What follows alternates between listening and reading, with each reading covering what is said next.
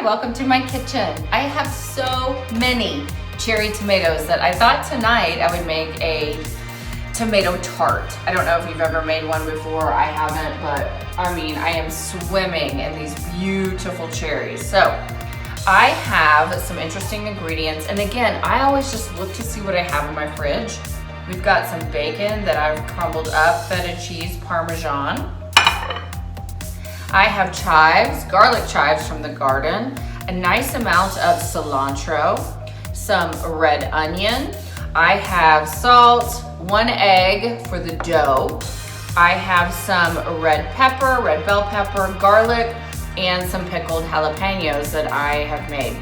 We've also have, this is 1.5 cups of flour, all-purpose, with 1/2 teaspoon of salt. So what we do, we get started here and we're going to be cutting the butter in. So let me grab the butter. Here is the butter. Now I've already kind of chopped it up just a little bit. Let's put this into our bowl. Now I've already washed my hands with soap. Always be sure to do that. And if you don't have a pastry cutter, which I thought I did, that's okay. You can actually use 2 knives, which is what my mother has taught me to do. So just start cutting that into the flour. And you want this to sort of come into little like pea-sized butter chunks, let's say. It's starting to get really crumbly, and you can even use your hands to do this. Sort of like crumble it. I'm gonna keep going with the knives until I really need to use my hands because I don't want any additional moisture. And the butter is quite cold because it was in the fridge. It does better when it's cold. The other thing you will need on hand is some ice cold water. So we're going to use a couple of teaspoons of that after we have incorporated the butter. It's not easy making your own dough, but I really did not want to go to the grocery store and have to talk to anyone. So I'm just going to talk to you. All right, this is starting to get into sort of a crumbly state, and that is what you want. Now we're just going to make a space in the middle for our egg. Pop it right in there. Oh, that looks good. Okay, so it's starting to look a little more like a dough.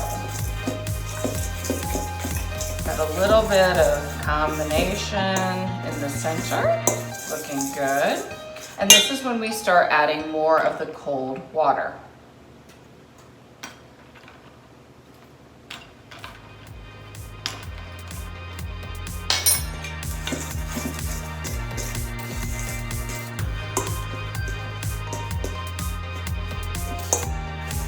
I'm always intimidated making my own dough.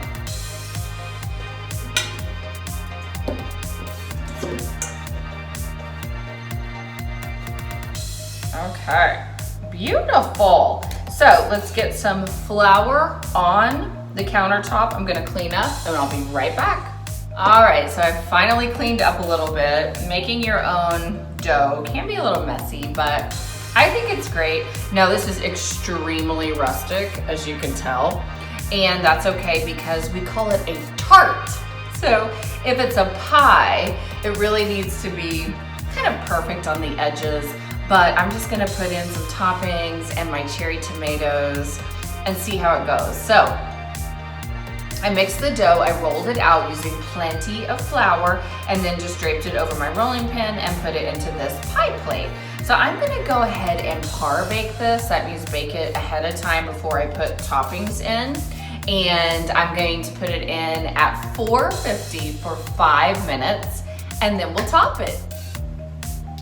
We are looking good, our very rustic tartlet. The crust is looking beautiful. It smells so good. So let's go ahead and start building a little bit of a foundation for our toppings. I am going to use some olive oil. Now, a lot of the recipes I read say to use Dijon mustard on the bottom. So that's a possibility, but I've got about 2 teaspoons here. And I'm just gonna grab my tool and spread that around a little bit. Lovely little brush here. Okay, that's looking very, very, very nice. And I'm gonna keep it about 2 inches from the edge. And let's go with, well, let's do some of the mustard. This is what most tomato tarts ask for. And I'll just spread this around. This is spicy brown mustard.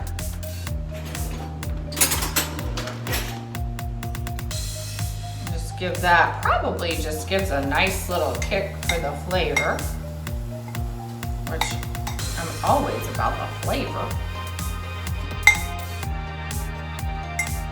And then let's go with some bacon.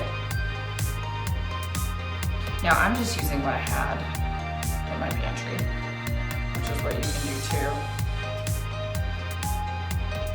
Nice. I have some jalapenos pickled that I did from my own garden. Simple to do. You just basically do like 2 cups white vinegar, 2 cups water, sugar, salt, some spices. I think I put some dill in. Oh, that looks good. Okay, got the last one, and oh, it's already smelling delicious. Let's go ahead with some feta. Just crumble it on.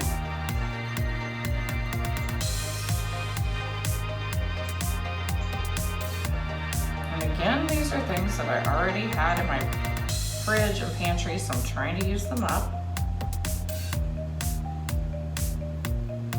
And let's go with our peppers and onions. Now, and this is the garlic as well.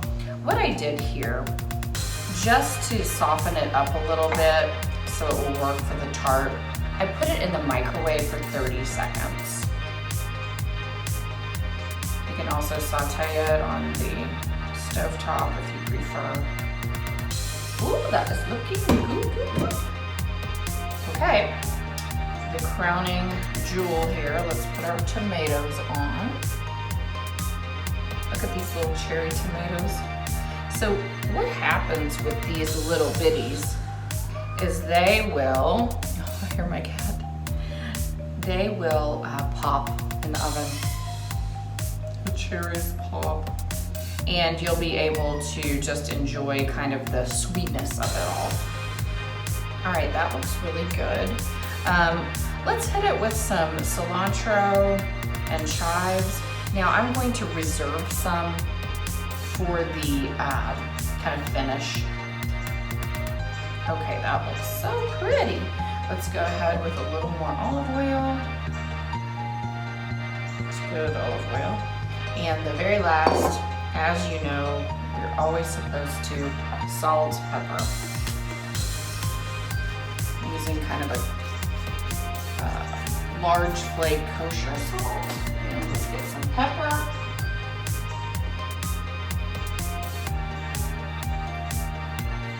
Very nice. I did not do red chili flakes because I have the jalapeno, but since they're pickled, they're not that spicy, so let's do a little bit of red pepper flakes. All right, what do we think? I think it looks pretty good. This is going back into a very hot oven. You know, people do pizzas and tarts in a pizza oven, which can be up to 700 degrees. So I'm putting this in at 450. Check back in a second. Looks good. Okay, oh, the smell of the feta cheese with the onions and the garlic. Wow. This was in the oven at 450 for about, I'd say 20 minutes, and I checked it as you go. And I'm just going to see if I can't cut a little. Oh yeah, that is giving nicely from the side of the pan. So I'm gonna see if I can't cut a little piece. and give it a try. It smells really good. The tomatoes are starting to sort of blister, or whatever you might want to call it, but they're starting to break a little bit. Oh yeah, the onions are still sort of crispy. Okay, let's see if we can come out with this. Oh, that looks so good. Wow. Okay, so I've lost some of my tomatoes. I'm just gonna put them back on top. And then I'm going to use some of the fresh herbs and also the Parmesan on top. Let's make sure we get our tomatoes.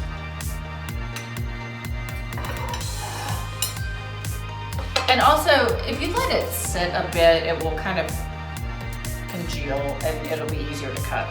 So let's do Parmesan. I just don't want to wait.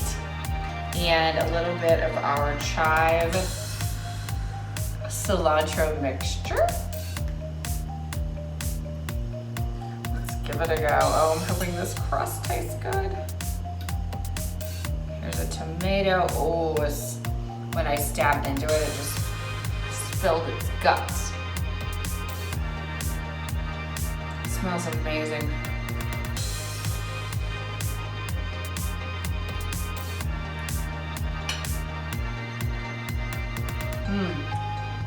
Oh! The crust is good. And I forgot we added that little kick of bacon. So we got a little bit of saltiness there. The tomatoes are sweet, and the feta cheese just brings it together in a kind of a creamy note. I hope you enjoy this. Thanks for dishing with me.